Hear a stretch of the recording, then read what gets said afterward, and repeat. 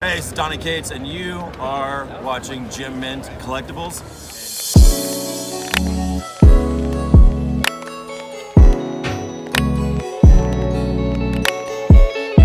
What's going on, Geminites? It's your boy Gem Mint. We're here with the new comic book day reviews for Wednesday, June 10th.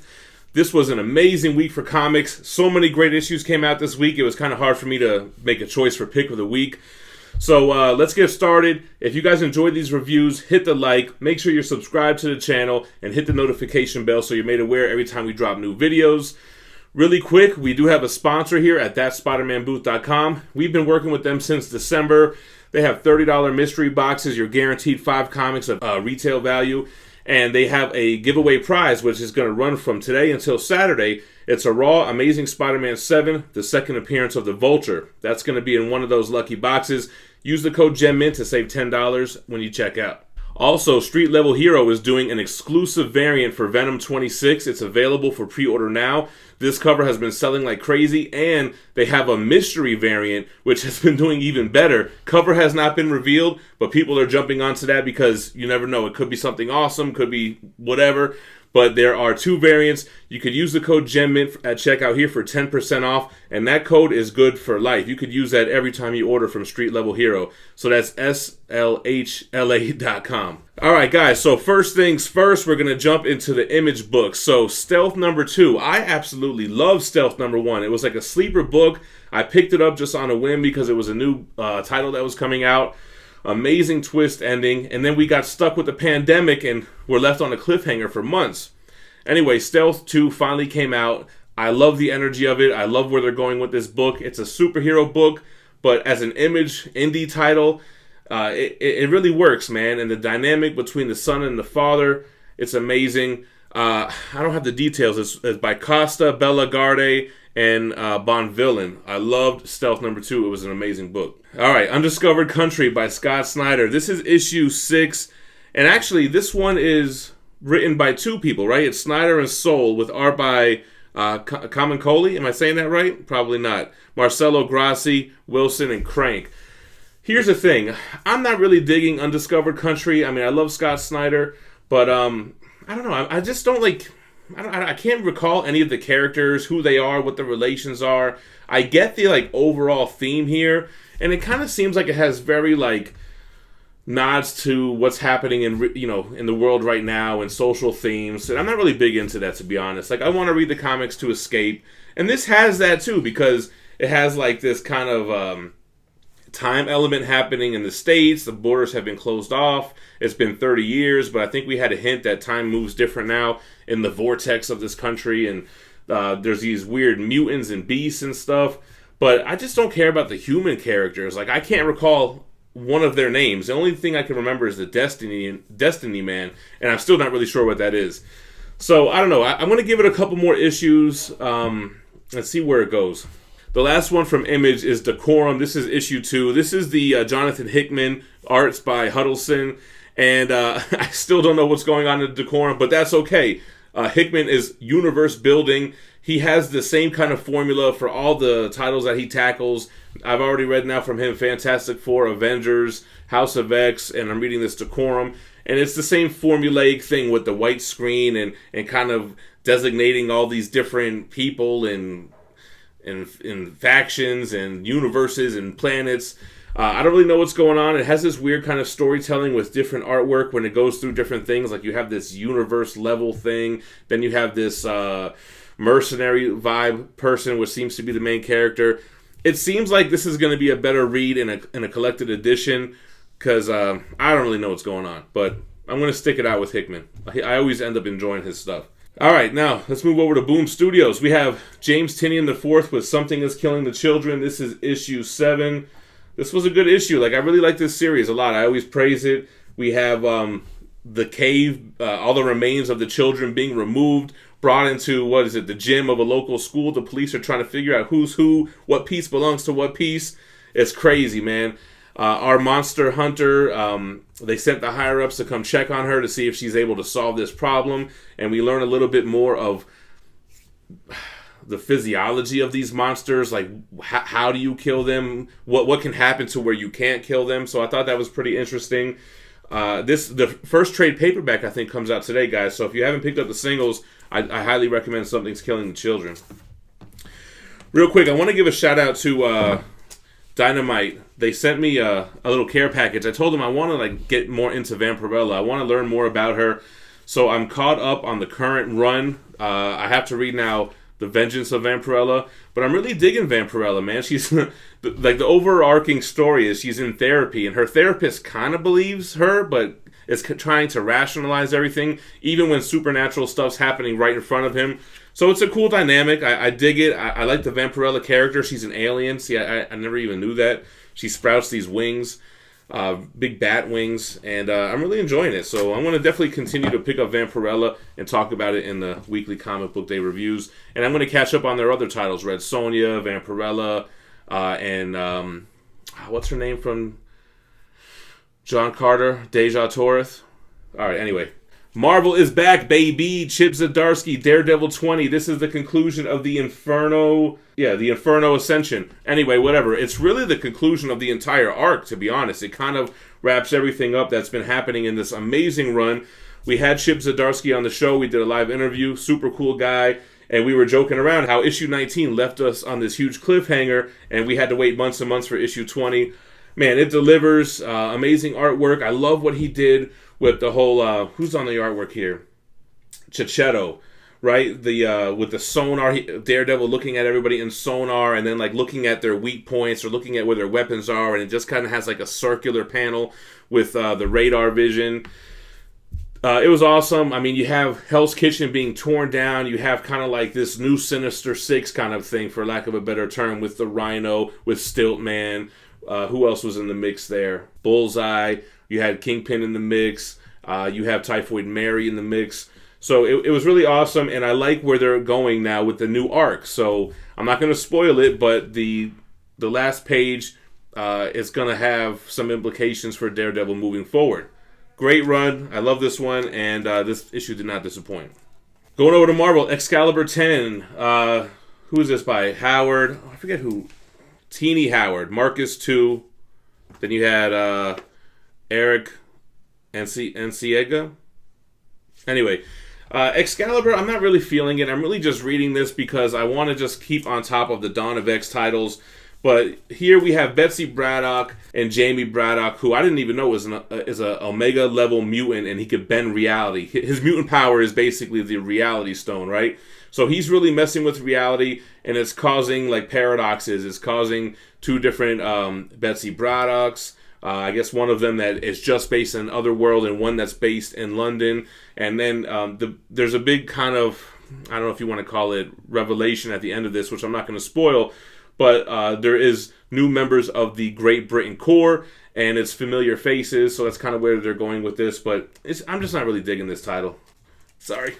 Then we got New Mutants Ted by Ed Brisson. We got artwork by Flaviano, and we got Lopez. So this was a good one, man, because if you remember New Mutants, the last issue, Boom Boom and them go off to rescue a mutant who is in an area that they are not recognizing Krakoa sovereignance. Am I saying that right? So there's this mutant, and their power is to kind of create this big orb that they're inside of, and it's like a nightmare. If you go in there, it grows. You're part of this nightmare. You can't get out of it. So the New Mutants are in there trying to rescue her. Yeah, that's pretty much the whole issue. I liked it, though. It was enjoyable. The arc hasn't finished, so we got to see where they're going with it. So let's jump over to DC. So if you guys watched my review last week, it was a really light week, so I just picked up every DC title. Even though I hadn't been reading them, I'm just jumping on. So 4 of these issues, I did the same thing this time, right? So Nightwing 71, which I'm really glad I did, actually, because this is a tie-in to Joker War, and I really liked this issue. I thought it was great. I already could piece together that Dick Grayson had his mind wiped. It looked like he was with the Court of the Owls, who kind of brainwashed him. He wasn't Nightwing. Somebody else was Nightwing. Well, Joker shows up wearing the Nightwing shirt, so whoever that was probably ain't doing too good right now. But you have Joker messing with Dick Grayson, or Nightwing, or what's he call him? Richard. Anyway, really enjoyed this issue, so I'm glad this Joker War story looks promising, and I'm glad that I jumped on and grabbed that tie-in. Flash 750. Oh, who's My bad. Who's doing Nightwing? Jurgis, Cliquette, and Filardi. Then I jumped into Flash 755, man. This is the end of this arc, so I jumped in at the end, which is good because now next issue will be a new arc. This is Williamson, Sandoval, Tarragona, and Prianto. Yo, the art on this was amazing. I absolutely loved it. The Paradox villain was dope. He kind of reminded me of like a big version of like if you mix Steel from like the Superman Steel mixed with like a Flash character. That's kind of what he reminded me of. And then you had to have Flash, Reverse Flash, and what's his name? Godspeed have to team up to defeat Paradox. It was awesome. The end threw me for a loop. I was like, what the hell? And I really enjoyed this issue. I'm glad that I picked it up, man. I'm going to start following Flash. Then we got Justice League 46. Who's on this one? Venditti, Sermanico, and Fajaro Jr. Justice League was pretty good. So Justice League, Wonder Woman brings the Justice League onto Themyscira because the Spectre, I guess the Spectre, he's not with the Host anymore. What's his name? Not John Constantine. Something like that, right? I'm not a big Spectre guy. But anyway, the Spectre is loose. He's not with his Host. He's causing all kinds of trouble. The Amazons are pissed that Wonder Woman broke one of the only rules on Themyscira, which is not to bring any males there. But, you know, the Spectre influence infiltrates them, and we're in the middle of this storyline. Artwork was incredible. Yo, not for nothing, all these DC titles have amazing artwork. They're really killing it in that department, man. So this one was easy to follow. I'll continue with Justice League for sure. And I enjoyed it. Now, Justice League Odyssey. This is issue 21 by Dan Abnett. You got Conrad and Barreto.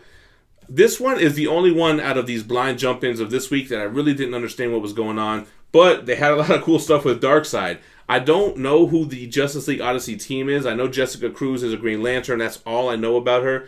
So she was in here. And I'm not really familiar. This other guy, Epoch, all I can think of is that Marvel trading card from back in the day, Marvel Universe Volume 3. Remember that? He looked like a planet or something, or like an infant in space. But that was pretty cool. And then the cat, Drexstar. I knew who the cat was. So, you know, I wasn't completely lost. I mean, I knew who some of the characters were. Darkseid was dope as hell. I don't really know what's going on in the storyline. But maybe I'll give it a few more issues and see if I can catch up. Yo, guys. Batman, The Adventures Continue, issue 1. Who's the creative team on this? I know Paul Dini is one of the writers, and I forget, was it Burnett? Who's Burnett?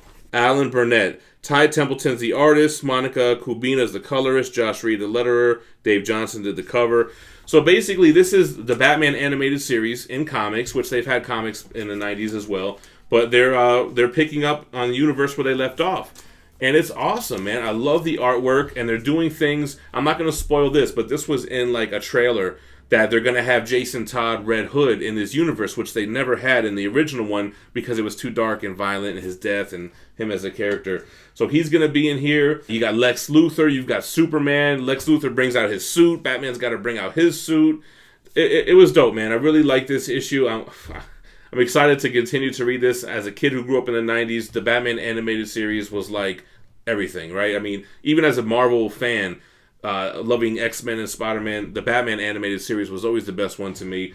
And this comic is picking right up where they left off. And they have some dope-ass action figures coming out that you can see in the back here. And it's cool to see new characters in that style, like Batman Who Laughs, like Batman in the armor from like Batman v Superman.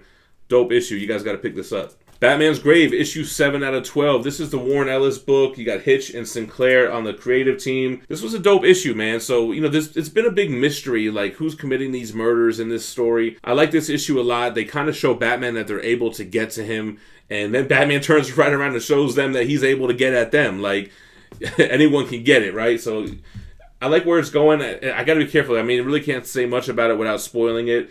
If you're not reading it, man, pick it up when it comes out in like a trade, or I don't know if they're going to do a hardcover or whatever, but it's a good story. It does feel like it would read better at once, though. Picking it up weekly or bi-weekly, you kind of forget what's going on. But artwork is amazing. It's kind of a cool storyline. It's not too dense, so pick it up. There was a few contenders for pick of the week, right? First of all, Daredevil 20 was up there. It was a contender. This next one was a contender. The Joker 80th anniversary 100-page special. This was an amazing book, and it's kind of important to what's going on in the Batman comics. So you have a bunch of short stories, kind of, just like the Catwoman one. You have the most iconic Joker covers that they put one or two in between each story, and then a dope pinup as well. They have an amazing Scott Snyder story here with this guidance counselor or trauma expert guy who's talking to a Joker victim. Amazing. It kind of plays out like the Joker's Smile Jeff Lemire story a little bit. Then they have a James Tynion story, which is the origin of PUNCLINE. So if you're into the PUNCLINE stuff, you really have to get this book because you see her origin, and it's kind of interesting. They show how she gets involved with the Joker, how she proves herself to the Joker, and kind of how she came to be. There's a bunch of really good stories in here, man. There's a good story of Joker. He goes to rough up one of his henchmen. The henchman's kid sitting outside. He's picking off legs off the bugs and putting them in a box. And Joker's like, why are you ripping off the legs? Why don't you just kill him? And the kid says, well, if you kill him, you can't play with him anymore. And the Joker was like, yo, you just said some shit. So I think that was a really clever story. All the stories here were really enjoyable. I'm not really usually a fan of these type of annuals or multi-storied books, but this one was dope, man. I definitely think you should pick this one up. And if you haven't figured it out, my pick of the week was Batman 92. I got the regular cover. I got the PUNCLINE variant. And there were so many good things in this story, man. You got James Tynion IV. You got March and Maury. The PUNCLINE stuff wasn't really even the reason why I loved it. There's this Batman Riddler story where the Riddler's taking over Gotham. He's got this whole riddle, crossword puzzle thing going on. And Batman's just crushing it, man. And the art was amazing. I love that. PUNCLINE confrontation with Harley Quinn. Gotta see it. Catwoman's in here. It's a great book. You get a little designer nod here as well, which is going to be important moving forward and going into Joker War, it looks like. So that's my pick of the week. Awesome week for comics, y'all. I really enjoyed this week. I want to hear what your pick of the week was down in the comments below. Remember to check out thatSpidermanBooth.com. Use the code GemMint to save $10 off their mystery box. Hit up Street Level Hero, which is SLHLA.com. If you want to pre-order their Venom 26 exclusive or the Secret exclusive, use the code GemMint to save 10%. Make sure that you guys drop a comment on this video, drop a like. Make sure you're subscribed. We're on the road to 90K. I haven't thought of the giveaway yet, but I'm sure I'll come up with something soon. And hit those notification bells so you don't miss a video. I drop a video every day at 11 a.m. Eastern, except Sundays where we go live whenever we wake up. It's not as scheduled. But thanks for watching. Appreciate it. Stay minty fresh. Peace.